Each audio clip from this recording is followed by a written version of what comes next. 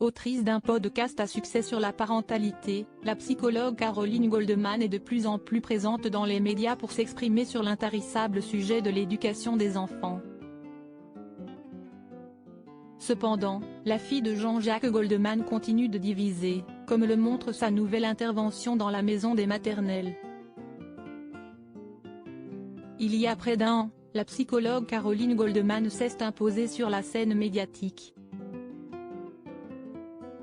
Si elle est une experte en parentalité régulièrement invitée sur le plateau de l'émission des maternelles de France 5, celle qui est docteur en psychopathologie clinique, enseignante à l'université et formatrice comme le stipule sa bio sur Instagram a vu son podcast sur des conseils pour guider les parents connaître un succès grandissant. Invitée sur les ondes de France Inter en août 2022, elle avait jeté un pavé dans la mare en s'attaquant sur les dérives de l'éducation bienveillante. Depuis, l'une des 3 premiers enfants de Jean-Jacques Goldman, dont la mère est la psychologue Catherine Morlet, le chanteur est aujourd'hui marié avec Nathalie Tououm-Lagier, intervient de plus en plus régulièrement dans les médias, quitte à diviser avec ses positions. Nouvel exemple avec son intervention dans la maison des maternelles ce 29 juin 2023. La psychologue pour enfants et adolescents explique pourquoi il ne faut pas laisser un bébé pleurer. Elle-même maman de 4 enfants, Caroline Goldman a été confrontée à cette question personnellement et professionnellement. Dans son intervention, elle insiste sur le fait que prendre un bébé dans ses bras et le consoler ne va pas en faire un bébé à bras, ne pas le réconforter est un drame. Cependant, ces paroles ont rapidement été critiquées sur Instagram où sa vidéo a été relayée.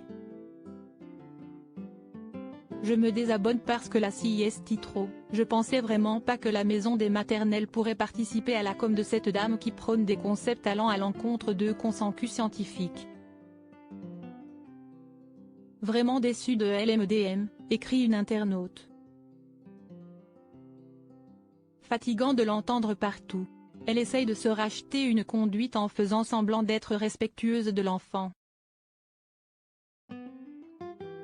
Ce qu'elle oublie de dire ici c'est qu'à partir de 10-12e de mois selon elle le bébé n'est plus un bébé et qu'on hésite pas à l'enfermer dans sa chambre lorsqu'il pleure et fait un caprice ou bien lorsqu'il fait une bêtise PR le calmer, commente une autre personne.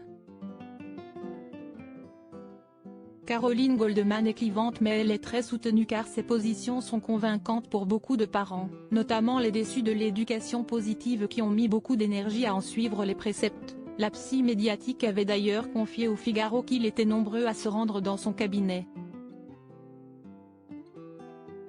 La journaliste et présentatrice Ophélie Meunier fait également partie de ses adeptes. Merci pour votre voix qui rééquilibre le débat médiatique.